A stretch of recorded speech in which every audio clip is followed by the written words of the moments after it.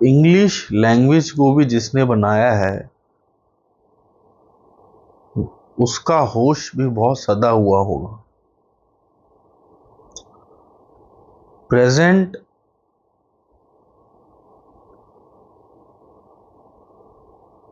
जो शब्द है वो जहां तक मैं जानता हूं 3 चीजों के लिए उपयोग होता है।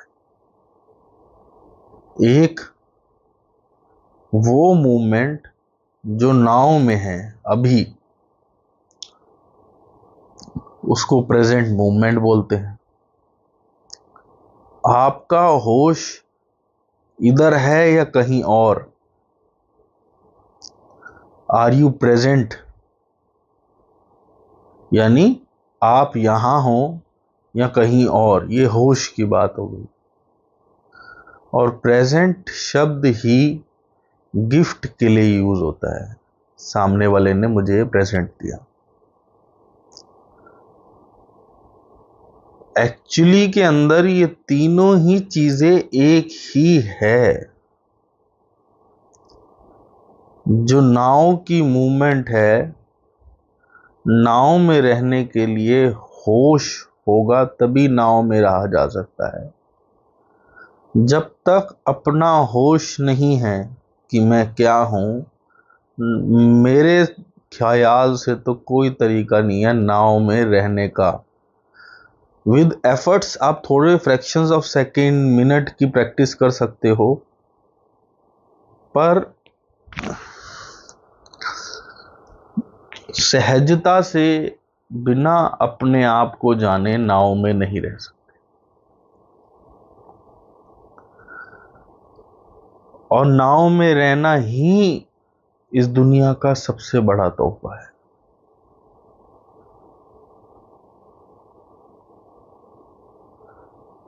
एक्चुअली में हमारे पास पास्ट है, फ्यूचर है और पास्ट प्रेजेंट है या फिर फ्यूचर प्रेजेंट है।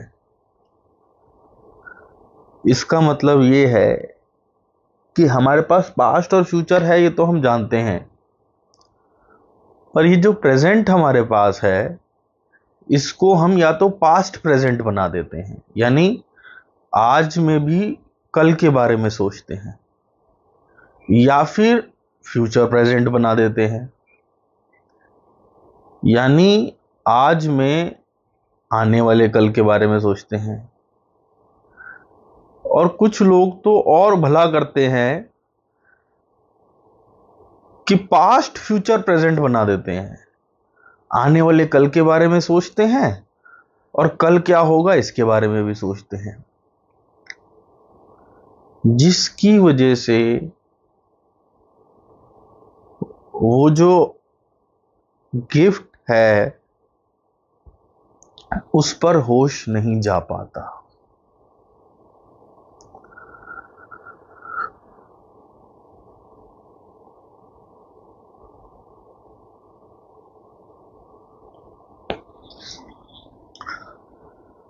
नाव में रहना मुक्ति है,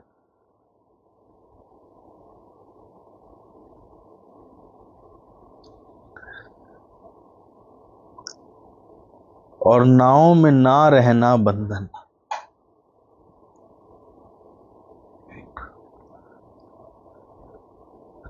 नाव में रहकर आप माया पर जीत पा सकते हो।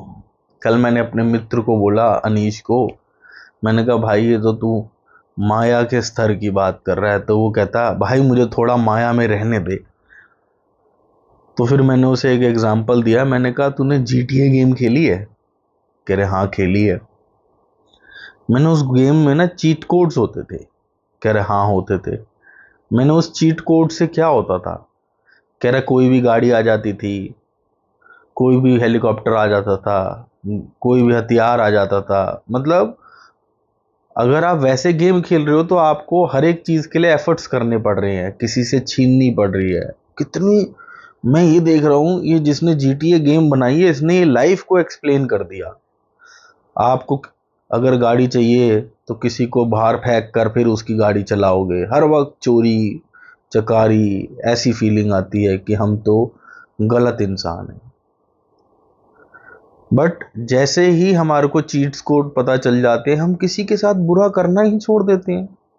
और अगर किसी के साथ बुरा कर रहे हैं तो ऐसा भी चीट कोड है कि हम हमारे पे जितने भी क्रिमिनल केसेस हैं सब खत्म, यानी कर्म से भी परे हो गए। अब आपने जो कर्म करा उसका आप पे कोई रिएक्शन नहीं है।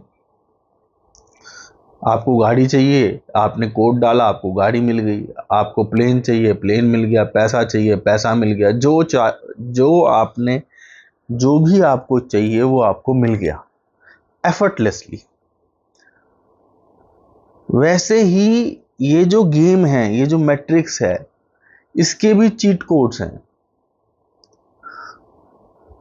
उसका सबसे पहला चीट कोड यानी कुन फाया कुन के तरीके से पाना है अपने होश में आना। जब आप इस होश में आ जाओगे कि आप ये शरीर नहीं हो,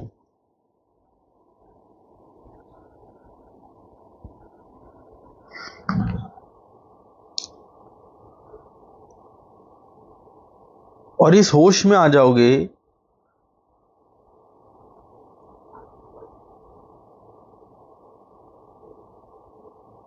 पूर्णता कि आप प्रेम का प्रकाश हो,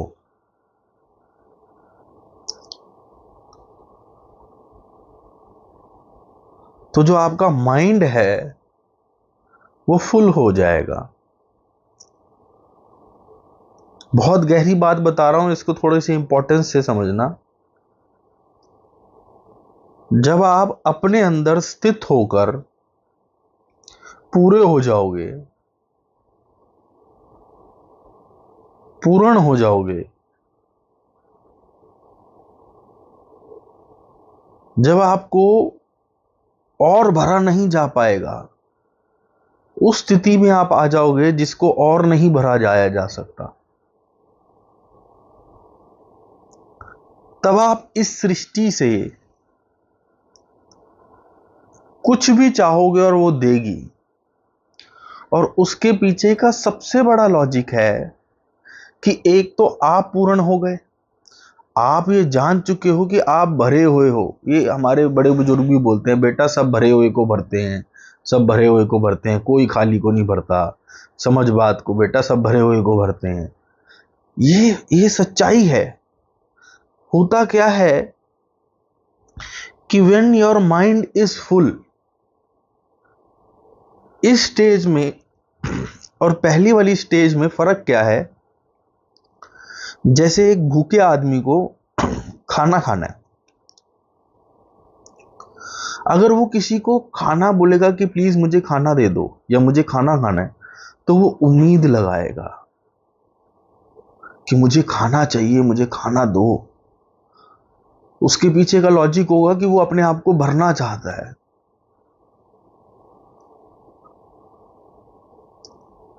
यानी वो अभी अधूरा है, तो उसने ऊर्जा क्या दी? अधूरेपन की। उसको अधूरापन मिलेगा। जब आप अपने आप में स्थित हो जाओगे, ऐसा नहीं है कि आप कुछ खाओगे पियोगे नहीं, कुछ इंटरेस्टेड नहीं करोगे, सब कुछ करोगे, पर कोई भी चीज आपको भर नहीं पाएगी। जैसे आपकी फेवरेट गाड़ी है, आपकी ड्रीम कार, अभी आप उस कार को देखते हो तो यू विल फील इनकम्प्लीट कि बस ये आ जाए मैं पूरा हो जाऊंगा।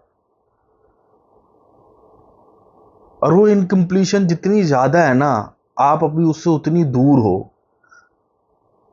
एक आइडियल हेल्थ देखते हो आप कि मैं ऐसा हो जाऊं, मैं पूर्ण हो जाऊंगा, और वो चाह जितनी ज्यादा है ना, अभी आप उससे उतनी दूर हो। जब आप माइंडफुल हो जाओगे, तब आपकी ये चाह जो होगी ना, ये इनके अंदर ये नहीं होगा कि इसके बाद मैं पूर्ण होऊंगा। अधूरापन नहीं रहेगा। क्योंकि अधूरापन नहीं रहेगा तो जो विचार है ना वो आप पर हावी नहीं हो पाएंगे।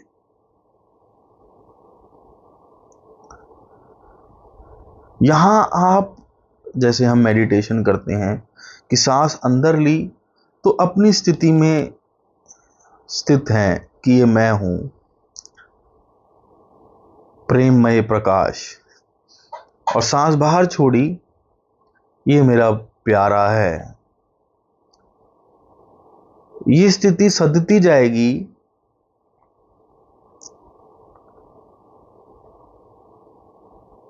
तो आपको ये पता चलेगा कि इस जीवन के इसमें जो भी चीजें हैं वो सब तो मेरे प्यारे के अंदर है। ऐसा कुछ भी नहीं है सृष्टि में जो मेरे प्यारे के बाहर हो। जब ये स्थिति और सदती जाएगी और आपका ये होश और बढ़ता जाएगा कि मैं ये प्रेममयी प्रकाश हूं, तो आप अपने आप में और इस शरीर में एक डिफरेंस फील कर पाएंगे। वैसा ही डिफरेंस जितना आप अपने कपड़े में फील करते हो। आपको पता चलेगा कि मैं अलग हूं, मेरा शरीर अलग है,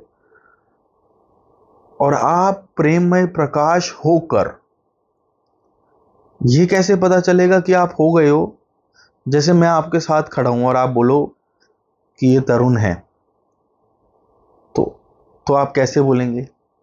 और उसके बाद जब आप अपने आप को इंट्रोड्यूस करो, जैसे मैं करूं ये तरुण है, तो मैं अपने आप को देख नहीं पा रहा, मैं बस अपने आप को फील कर पा रहा हूं कि ये मैं हूं। बट जब मैं किसी को इंट्रोड्यूस करूंगा तो ऐसे होगा कि ये फलाना है, ये फलाना है। ये बड़ी गहरी बात है कि फिर आप उस अंदर के प्रकाश को देख नहीं पाएंगे। ये भी स्थिति आएगी, आप वो हो जाएंगे, आप वो होकर बोलेंगे ये मैं हूं। पहले स्टार्टिंग में तो मन बोलेगा, अंदर जाएगा और बोलेगा ये मैं हूं, बाहर जाएगा और बोलेगा ये मेरा प्रेमी है। मतलब वो अपने आप को ये इस होश में ला रहा है कि ये मैं हूं। जब ये होश सद जाएगा तब वो हो जाएगा। मन तू ज्योत स्वरूप है अपना मूल पहचान। वो ज्योत स्वरूप है, वो ये होश पूर्वक जान जाएगा और उस ज्योत में वो समाधि ले लेगा, वो शांत हो जाएगा। उसे अब कुछ नहीं चाहिए, एक्चुअली में उसे यही चाहिए था। तब वो होगा, और जब वो सांस बाहर छोड़ोगे आप, तो आपका प्रेमी होगा।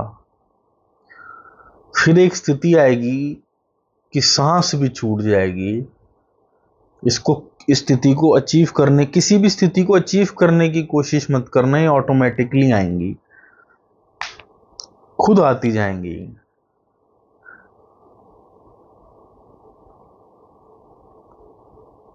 और कहते हैं कि सांस खड़ी हो जाती है। ये मेरे पास बड़े कम समय के लिए आई है। अभी सांस खड़ी हो गई थी और ना अंदर जाने की जरूरत थी, ना बाहर जाने की जरूरत थी, ना मैं अलग था ना वो अलग था। ये पता था, ये एक होश था कि मैं और वो एक हैं।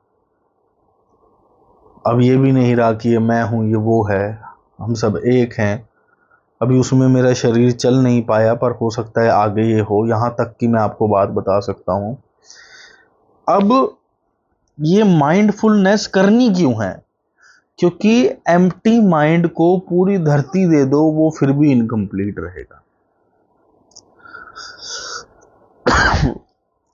हमारे माँ बाप ने हमारे को इतनी प्रोग्रामिंग दे रखी है ना, और हमने पास्ट लाइफ से इतनी प्रोग्रामिंग उठा रखी है कि जो आप जीवन जीना चाहते हो, उस जीवन को एफर्टलेस जीने के लिए आपको ये होश पूर्वक जानना पड़ेगा कि आप ये शरीर नहीं हो। तभी आप उस चीट कोड्स को एक्सेस कर सकते हो। There is no other way, no other way, no other way. अगर आप ये शरीर हो तो ग्रह भी आप पे काम करेंगे, देव भी आप पे काम करेंगे, काल भी आप पे काम करेगा, समय भी आप पे काम करेगा। माया की हर एक चीज आप पर काम करेगी, यहाँ तक कि आपसे ताकतवर माया का आप पर जोर भी चलेगा।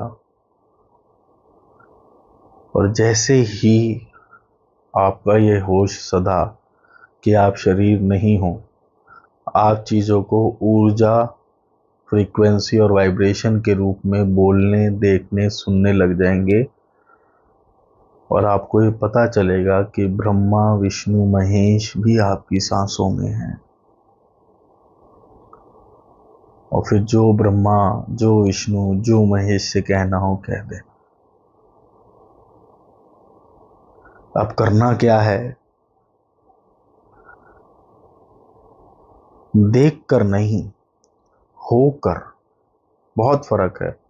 अंदर के स्टिलनेस को देख कर बोल रहे हो ये मैं हूं, या अंदर की स्टिलनेस को होकर बोल रहे हो ये मैं हूं। अंदर की स्टिलनेस में होकर बोलिए ये मैं हूं। 5 मिनट 10 मिनट आंख बंद करके कुछ करना है तो कर लीजिए, पर वैसे आंख खोल करके ही करना है। और फिर खुली आंखों से जो खालीपन दिख रहा है, ये मेरा प्रेमी है, ये मेरा प्यारा है। फिर सांस अंदर जाए तो अंदर की स्टिलनेस को देख के बोलना है ये मैं हूं। देख कर नहीं, अंदर की स्टिलनेस में होकर बोलना है कि ये मैं हूं। और जब सांस बाहर जाए, ये मेरा प्यारा है। वो स्टिलनेस स्थिति आएगी, खुद प्रकाश में तब्दील हो जाएगा। उसको तब्दील करने की कोशिश करोगे तो माया खेल रच देगी। स्टिलनेस भी छोटी चीज नहीं है, सारी चीजें सेम ही हैं। अंदर की स्टिलनेस में होकर बोलना है। सांस अंदर गई तो ये मैं हूं बोलना है, मतलब इस होश में रहना है। जब सांस अंदर गई तो इस होश में रहना है कि ये मैं हूं। जब सांस बाहर गई तो इस होश में रहना है कि ये मेरा प्यारा है। जब आप इस होश में रहते हो कि ये मैं हूं, तो आपने अभी तक जितना अपने आप को हिप्नोटाइज कर रखा है कि मैं ये शरीर हूं, वो हिप्नोटिज्म टूटता है और आप मैट्रिक्स पे जीत पाने लगते हो। और जितना जितना आप इस होश में रहते हो कि ये मेरा प्यारा है, ये पूरा ब्रह्मांड का जो एक्सेस पॉइंट है वो आपके साथ एक हो जाता है। ये सारा ब्रह्मांड इस प्यारे के अंदर ही तो है। अब अगर इस प्यारे के अंदर सब कुछ है और ये प्यारा आपका है, तो ये क्या नहीं करा सकता। सारी अष्ट सिद्धि और नौ निधि इस चीज पे डिपेंड करती है कि आप किस होश में हो कि मैं क्या हूं और मेरा प्यारा क्या है। जितना ज्यादा आप अपने होश में होगे, उतना ज्यादा आप प्यारे से चीजें बोलने और करने के लिए कॉन्फिडेंट होगे। जितना ज्यादा आप अपने प्यारे के होश में होंगे, उतना ज्यादा आपको पता चलेगा कि आपका ये प्यारा क्या क्या पोजेस करता है। एक स्थिति आएगी कि आप और प्यारा दोनों नहीं रहोगे, बट उससे पहले ये तो 5-10 दिन में ही हो जाएगा कि बस आप ये होश साध लो कि ये मैं हूं और ये मेरा प्यारा है। और आप खुद देखोगे कि मैटर की चीजें अब आपके पास इजीली आ रही हैं।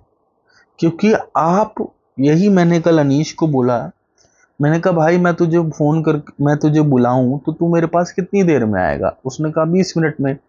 मैंने कहा और तू अपने आप को ऊर्जा समझ ले तो कितनी देर में आएगा? कह रहे नो टाइम में।